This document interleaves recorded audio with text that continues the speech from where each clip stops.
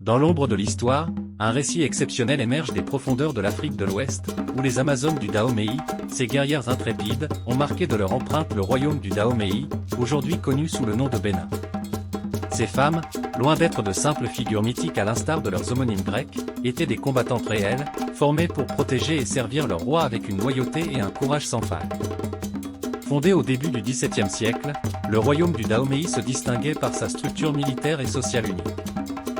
Au sein de ce contexte, les Amazones, officiellement appelées Mino, nomères en langue fon, formaient le régiment féminin d'élite du roi. Ce corps d'armée exclusivement féminin était une exception culturelle et militaire dans un monde principalement dominé par les hommes. Ces femmes étaient sélectionnées jeunes, souvent parmi les filles des ennemis vaincus ou parmi les volontaires, pour leur robustesse et leur potentiel au combat.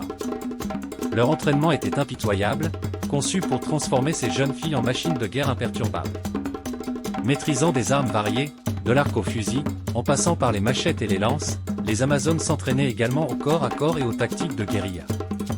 Leur bravoure au combat était telle qu'elles étaient souvent déployées en première ligne, notamment dans les batailles cruciales qui ont défini les frontières et l'avenir du Dahomey.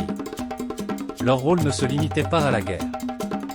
Dans la société Dahomey, les Amazones étaient également des gardiennes du palais et des symboles vivants de la puissance et de la souveraineté du royaume. Elles jouissaient d'un statut élevé et participaient aux grandes décisions politiques et militaires. Malgré leur courage et leurs compétences, l'arrivée des forces coloniales européennes au XIXe siècle a posé de nouveaux défis. Les Amazones du Dahomey se sont battues avec acharnement contre les Français, notamment lors de la guerre franco-dahoméenne en 1892.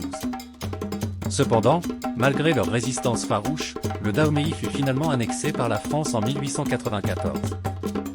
L'héritage des Amazones du Dahomey continue de résonner. À travers les âges, elles sont célébrées comme des icônes de la résilience et de la puissance féminine. Leur histoire est un rappel poignant de la capacité des femmes à influencer profondément le cours de l'histoire, contre toute attente. Aujourd'hui, elles inspirent des films, des livres et des œuvres d'art, témoignant de leur impact indélébile.